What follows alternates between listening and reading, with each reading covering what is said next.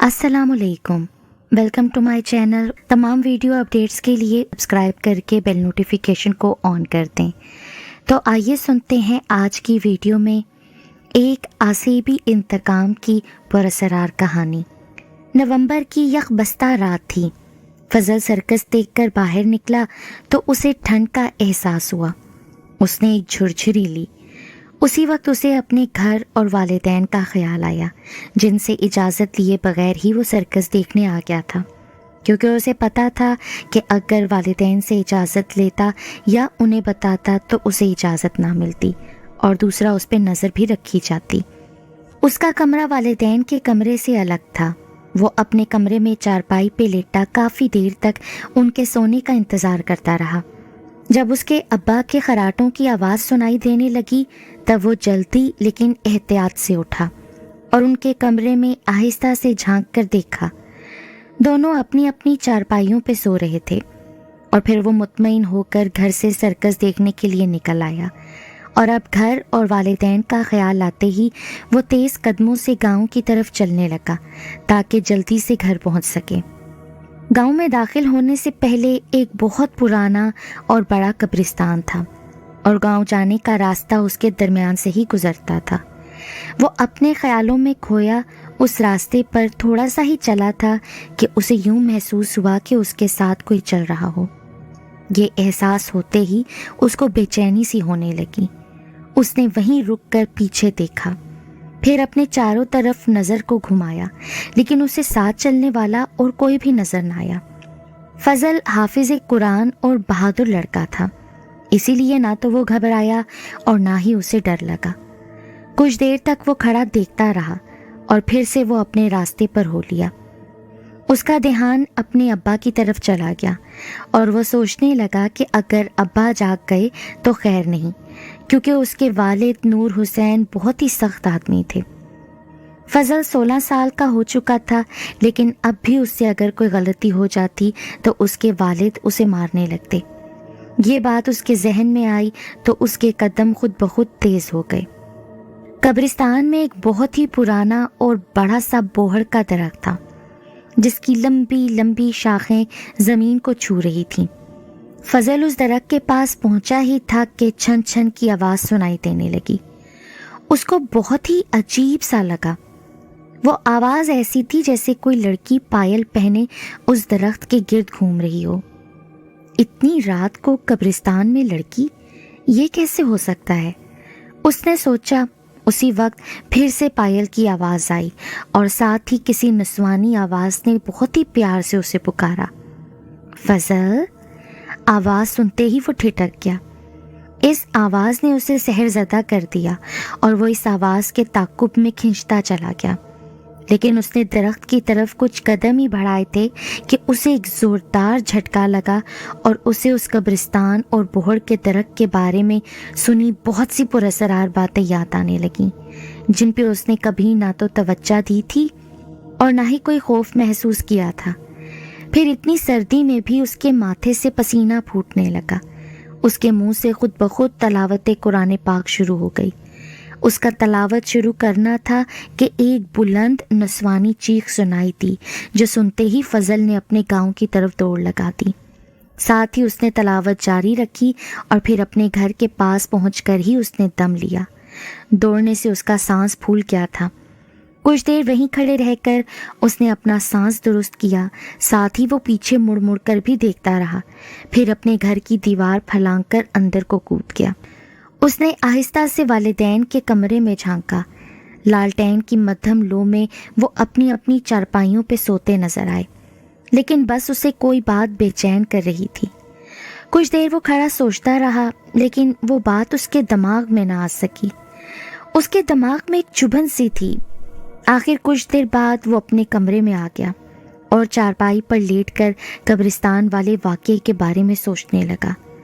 उसकी आंखें नींद से बोझल होने लगीं। वो गनूदगी में गया ही था कि उसे किसी लड़की की खनकदार हंसी की आवाज़ सुनाई दी। उसने झट से आंखें खोल दी। कुछ सोचते हुए उसने लालटेन की मध्यम लो को ऊंचा कर दिया और पूरे कमरे को गौर से देखा, लेकिन उसके अलावा वहाँ कोई भी ना था। उसने दोबारा से चारपाई पे लेटते ही आयतल कुर्सी पढ़ी और फिर आंखें बंद कर लीं। कुछ मिनट बाद ही वो नींद की वादी में पहुंच गया। वो एक पहाड़ी पर खड़ा था। सामने ही दूसरी पहाड़ी पे उसके वालिदैन साफ सुथरा सफ़ेद लिबास पहने खड़े थे। पहाड़ी की चोटी पे सफ़ेद सफ़ेद बादल उतर रहे थे जो कि आहिस्ता आहिस्ता उसके वालिदैन की तरफ बढ़ रहे थे। वो अपने वालिदैन से अपने आप को इतना दूर देखकर परेशान हो गया। दोनों पहाड़ियाँ आपस में जुड़ी हुई थीं। उसने बेचैन होकर वालिदैन की तरफ दौड़ लगा दी, लेकिन एक बहुत ही बड़ी और गहरी खाई ने उसका रास्ता रोक लिया। उसने बहुत ही मुश्किल से अपने आप को उस खाई में गिरने से बचाया। दरमियानी फासला बहुत ज़्यादा था। फिर उसने बेताबी से इधर उधर देखा, लेकिन दूसरी तरफ जाने का रास्ता ना पा सका। आखिर वो उदास होकर अपने वालिदैन की तरफ देखने लगा, जो कि उसकी तरफ चुपचाप प्यार भरे अंदाज से देख रहे थे। वो बिल्कुल बेबस हो गया। तब उसके वालिदैन उस पे एक अलविदाई नज़र डालकर पीछे की तरफ मुड़े और सफ़ेद बादलों में गायब हो गए, और वो पीछे से उन्हें आवाज़ें देता रह गया। वो हड़बड़ा कर उठा। उसका सांस धूकनी की तरह चल रहा था। ओह, शुक्र है, ये तो बस एक ख्वाब था।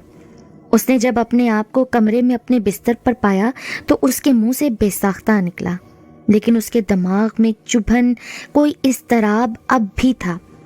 उसे सख्त प्यास महसूस हो रही थी। उसने उठकर कमरे में रखे मटके से पानी निकाला और आधा ग्लास ही पी सका था कि उसे एक झटका सा लगा। पानी का ग्लास उसके हाथ से छूट गया और उसने अपने वालिदैन के कमरे की तरफ दौड़ लगा दी। उसको याद आया कि अब्बू तो सोते हुए ऊंचे ऊंचे खर्राटे लेते थे, लेकिन रात को उसने वापसी पे जब कमरे में झांका था तो वो तो बिल्कुल खामोशी से सो रहे थे, जिससे उसके दिमाग में खटक सी पैदा हुई, जो काफ़ी सोचने के बाद भी उसे समझ ना आ सकी। और अब पानी पीते याद आया तो उसने उनके कमरे की तरफ दौड़ लगा दी। उसी तरह दौड़ते हुए उसने दरवाज़ा ज़ोर से खोला, जिससे दरवाज़ा धड़धड़ा उठा। उससे काफ़ी शोर भी हुआ, लेकिन उसके वालिदैन इतना शोर होने के बावजूद ना जागे तो उसके दिमाग में हलचल सी होने लगी। उसे कुछ अनहोनी होने का डर सा लग रहा था। फिर वो बोझल कदमों से आहिस्ता आहिस्ता आगे बढ़ा और अब्बा के ऊपर से रज़ाई खींच ली, लेकिन लालटेन की रोशनी में नीचे का मंजर देखते ही उसके मुंह से एक कर्बनाक चीख बरामद हुई और वो दिल थाम कर वहीं गिर गया। मौलवी इमाम दीन सुबह की अजान देने के लिए तेज तेज कदमों से मस्जिद की तरफ जा रहे थे। वो नूर हुसैन के घर के पास पहुंचे ही थे कि उनको एक चीख सुनाई दी, जिसे सुनते ही वो रुकने पर मजबूर हो गए। उन्होंने जल्दी से उसके घर का दरवाज़ा खटखटाया, लेकिन काफ़ी देर तक अंदर से कोई जवाब ना आया तो उनको किसी गड़बड़ का एहसास होने लगा। उस वक्त तक साथ के घरों से लोग भी उठकर नूर हुसैन के दरवाजे पे जमा होने लगे। वो सब मौलवी साहब से पूछने लगे कि क्या हुआ, लेकिन उनको खुद कुछ मालूम ना था तो वो उनको क्या बताते। मौलवी साहब ने फिर से दरवाजे पर दस्तक दी, लेकिन इस दफ़ा भी कोई नतीजा ना निकला। तो फिर सब ने मशवरा करके एक आदमी को दीवार से अंदर कूदने को कहा और मौलवी साहब ने एक आदमी को मस्जिद में अजान देने के लिए भेज दिया। अंदर उतरकर आदमी ने कुंडी खोल दी। फिर आगे मौलवी साहब और उनके पीछे बाकी लोग घर में दाखिल हो गए। नूर हुसैन के कमरे का दरवाज़ा खुला हुआ था। मौलवी साहब ने पहले उसको ऊंची आवाज़ में पुकारा, लेकिन कुछ देर तक किसी के भी बाहर ना निकलने पर वो खुद ही अंदर चले गए। सामने ही फजल बेहोश पड़ा था। उन्होंने उसको आवाज़ दी, फिर उसको हिलाने लगे। उसको हिलाते हुए उनका ध्यान सामने चारपाई पे नूर हुसैन पे चला गया। वो मंजर देखकर मौलवी साहब की भी चीख निकलते निकलते रह गई। नूर हुसैन का सर उसके जिस्म से अलग नज़र आ रहा था। मौलवी साहब की ज़ुबान पर फ़ौरन कलमा जारी हो गया। कुछ देर तक वो बावाज़े बुलंद कलमा का विर्द करते रहे। आखिर उन्होंने लालटेन उठाकर नज़दीक से देखा तो उनको एक झटका लगा। लालटेन उनके हाथ से गिरते गिरते बची। सर धड़ से एक तरफ पड़ा था, लेकिन बिस्तर पे खून का कतरा तक ना था, और उसकी गर्दन को देखकर ऐसा लग रहा था जैसे कोई मजबूत हाथों वाले आदमी ने अपनी ताकत से गर्दन को मसल कर धड़ से अलग कर दिया हो। اس کے بعد مولوی صاحب نے ان کی بیوی کو دیکھا تو وہ ایک جھرجھری لے کر رہ گئی۔ دونوں لاشوں کا ایک جیسا ہی حال تھا۔ جب لاشوں کی یہ حالت باقی لوگوں نے دیکھی تو وہ بہانے سے غائب ہونے لگے۔ مولوی صاحب ساری بات سمجھ گئے۔ پہلے وہ بھی لوگوں کی اس گھر کے بارے میں پراسرار باتوں کو قصے کہانیاں سمجھتے تھے، لیکن یہ انوکھے قتل دیکھ کر وہ بھی سوچ میں پڑ گئے۔ ان کے علاوہ سب لوگ وہاں سے غائب ہو چکے تھے۔ تو مولوی صاحب نے اپنی بیوی اور دونوں بیٹیوں کو بلا لیا، پھر خود مسجد میں نماز پڑھنے چلے گئے۔ نماز کے بعد جب مولوی صاحب واپس آئے تو فضل ہوش میں آ چکا تھا اور بہت پریشان اور افسردہ تھا۔ اپنے والدین کی اس طرح اچانک اور اتنی بے دردی سے اموات دیکھ کر اسے صدمہ تھا، لیکن گاؤں والوں کی بے حسی دیکھ کر اس کا دل خون کے آنسو رونے کو چاہ رہا تھا۔ اسی بات پہ مولوی صاحب بھی حیران تھے۔ 10 بجے ان کا جنازہ ہوا۔ اس سے پہلے پولیس کے کچھ لوگ آئے، لیکن لاشوں کی حالت دیکھ کر بغیر کوئی کارروائی کیے واپس چلے گئے۔ جنازے میں کل 4 آدمی تھے، مولوی صاحب، ان کے 2 بیٹے اور خود فضل۔ نور حسین اور ان کی بیوی پاکستان بنتے ہی ہندوستان سے پاکستان اس گاؤں میں پہنچے۔ ان کے پاس پہنے ہوئے کپڑے اور کچھ نقد رقم تھی۔ گاؤں کے لوگوں نے ان کو ہاتھوں ہاتھ لیا اور گاؤں کے ایک طرف ہندوؤں کا چھوڑا ہوا مکان، جس کی 4 دیواری نہیں تھی بلکہ اس کی جگہ درختوں کی شاخیں لگا کر اس مکان کے سامنے پردہ سا بنا دیا گیا تھا۔ ان لوگوں کے لیے یہ بھی بہت تھا۔ ان کو رہنے کے لیے ایک ٹھکانہ مل گیا تھا، وہ بھی بغیر کچھ خرچ کیے۔ نور حسین لوہار کا کام کرتا تھا۔ مکان کے ایک طرف انہوں نے ایک چھپر سا بنا کر اس میں بھٹی لگا کر اپنا کام شروع کر دیا۔ اس گاؤں میں پہلے کوئی لوہار نہیں تھا، اسی لیے ان کا کام خوب چل نکلا اور ان کو اچھی آمدنی ہونے لگی۔ پھر ان کے گھر فضل پیدا ہوا۔ جب ان کے پاس پیسے آتے گئے وہ گھر کو وسعت دیتے گئے۔ سامنے ہی 2 درخت ایک دوسرے سے 1.5-2 گز کے فاصلے پہ لگے ہوئے تھے۔ رات کو کبھی کبھی ایسا لگتا تھا جیسے وہ دونوں درخت آپس میں باتیں کر رہے ہیں، لیکن نور حسین نے کبھی اس چیز پر دھیان نہیں دیا تھا۔ انہوں نے فضل کو حافظ قرآن بنانے کے لیے مسجد میں مولوی صاحب کے پاس چھوڑ دیا۔ اس وقت گھر کی 4 دیواری بڑھ کر ان دونوں درختوں میں سے ایک کو اپنے اندر لے چکی تھی۔ اسی رات بہت تیز ہوا چلنے لگی۔ نور حسین نے جب باہر نکل کر دیکھا تو انہیں بہت عجیب لگا۔ ان دونوں درختوں کی شاخیں ہوا کے زور پہ ایک طرف ہی جھولنی چاہیے تھیں، لیکن وہ تو ہوا سے ہلتے ہوئے ایک دوسرے کی طرف بڑھنے کی کوشش کر رہی تھیں اور ایک دوسرے سے ٹکرا کر آپس میں الجھ رہی تھیں، اور وہ درخت ایک دوسرے کی طرف جھک رہے تھے جیسے کہ آپس میں دونوں گلے ملنا چاہتے ہوں۔ اور اسی وقت مردوں اور عورتوں کے بین کرنے کی آوازیں آنے لگیں۔ یہ سب دیکھ کر نور حسین کی ٹانگیں کانپنے لگیں۔ انہوں نے جلدی سے دروازہ بند کر دیا۔ کیا ہوا؟ یہ باہر کیسا شور ہے؟ ان کی بیوی نے پریشان ہو کر پوچھا۔ کچھ نہیں، بس چپ کر کے سو جاؤ، انہوں نے کانپتے ہوئے اپنی بیوی کو جواب دیا۔ پر کچھ تو ہے نا، لوگوں کے بین کرنے کی آوازیں آ رہی ہیں۔ میں نے کہہ دیا نا کہ چپ کر کے سو جاؤ، انہوں نے بیوی کی بات درمیان سے کاٹتے ہوئے غصے سے کہا تو ان کی بیوی حیران ہو کر ان کو دیکھنے لگی، لیکن آگے سے کچھ بولے بغیر ہی وہ چارپائی پر لیٹ گئی۔ وہ پوری رات انہوں نے جاگتے ہوئے گزاری۔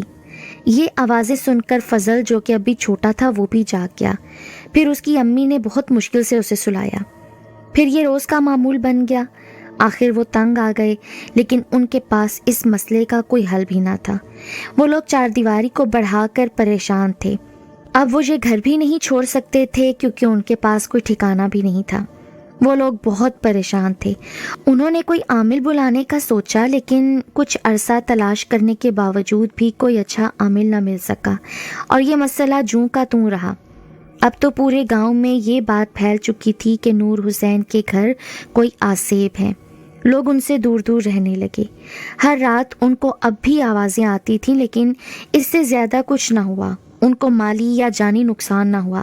پھر آہستہ آہستہ وہ ان آوازوں کے عادی ہو گئے اور فضل کے پہلا پارہ حفظ کرتے ہی انہوں نے رات کو گھر کے چاروں کونے پہ تلاوت کی، جس سے ایک دم ہی یہ آوازیں آنا بند ہو گئیں۔ وہ رات ان کے گھر کتنے عرصے بعد سکون کی رات تھی، اور یوں فضل نے روزانہ تلاوت کرنا شروع کر دی۔ اس کے بعد سب کچھ ٹھیک ہو گیا۔ وقت گزرتا گیا، وہ سب کچھ بھول بھال گئے، اور جب ان لوگوں کو کچھ نہ ہوا تو گاؤں والے بھی آصف کی بات بھول کر ان کے ساتھ گھل مل گئے۔ فضل کے حفظ مکمل کرتے ہی وہ اپنے باپ کے ساتھ کام کرنے لگا۔ آصف والے واقعے کو کافی عرصہ ہو گیا تھا۔ نور حسین کی دکان کی چھت کافی خستہ ہو چکی تھی۔ انہوں نے چھت بدلنے کے لیے اس درخت کو کاٹنے کا ارادہ بنا لیا اور اس کام کے لیے مضبوط قسم کا ایک کلہاڑا بنایا۔ اس درخت کو مت کاٹو، یاد نہیں جب چاردیواری ہم نے بنائی تھی تو کتنا مسئلہ بن گیا تھا، اس کی بیوی نے اسے یاد دلاتے ہوئے کہا۔ لیکن نور حسین نے اس کی ایک نہ سنی اور اپنے بیٹے کے ساتھ مل کر درخت کو کاٹ دیا، اور شام تک کچھ بھی نہ ہوا تو اس نے بیوی سے کہا، دیکھو کچھ بھی تو نہیں ہوا، تم تو ویسے ہی ڈر رہی تھی۔ لیکن اس کی بیوی کو یہ خاموشی کسی طوفان کا پیش خیمہ لگ رہی تھی۔ وہ خاموش لیکن بہت پریشان تھی۔ انہی دنوں گاؤں کے ساتھ ایک میدان میں میلہ لگا۔ سب گاؤں والوں نے وہ میلہ دیکھ لیا تھا سوائے اس خاندان کے، کیونکہ نور حسین کو نہ تو خود ان چیزوں سے کوئی دلچسپی تھی اور نہ وہ اپنے گھر والوں کو دیکھنے دیتا تھا۔ فضل حسین کو اپنے دوستوں سے میلے میں لگی سرکس کے بارے میں دلچسپ کرتب سن کر سرکس دیکھنے کا اشتیاق ہوا۔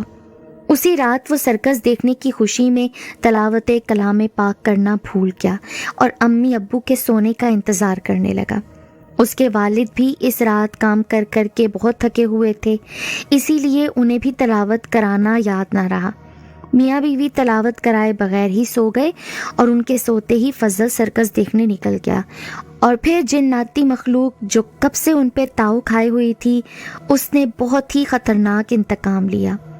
ان لوگوں کے پراسرار قتل کو دیکھ کر لوگوں کو یقین ہو گیا کہ یہ کام کسی انسان کا نہیں، کیونکہ ان کے گلے مسل کر مروڑ دیے گئے تھے، بستروں پر خون کا قطرہ تک نہ تھا، اور غسل دینے والے لوگوں نے دیکھا کہ ان کے جسموں سے بھی جیسے سارا خون نچوڑ لیا گیا تھا۔ اپنے والدین کی موت کے بعد فضل بالکل اکیلا رہ گیا۔ اب تو لوگ بھی اس سے ڈرنے لگے تھے۔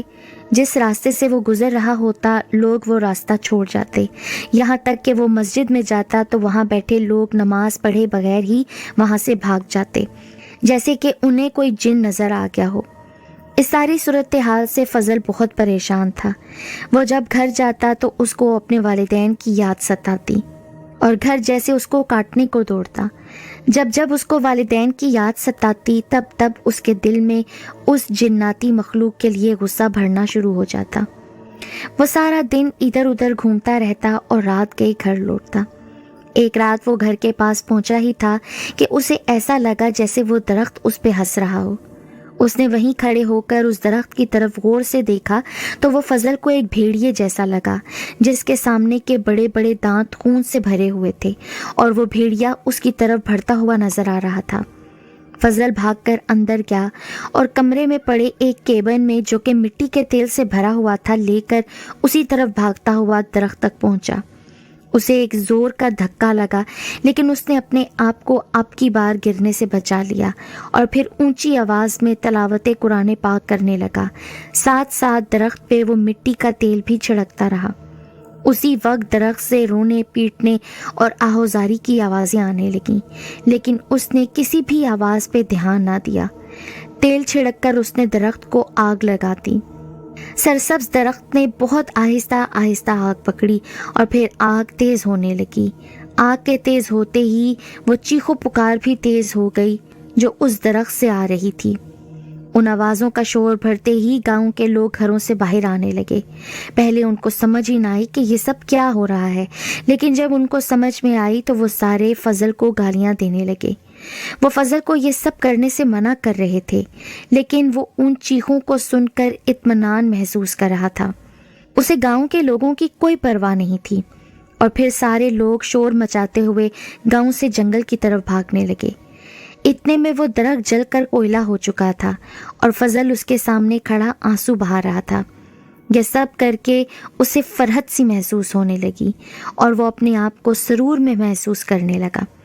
درخت کے جلنے کے بعد وہ بوجھل قدموں سے اپنے گھر میں داخل ہوا اور والدین کے کمرے میں والد کی چارپائی پہ بیٹھ کر بہت رویا۔ ابا اماں، میں نے آج آپ کا بدلہ لے لیا۔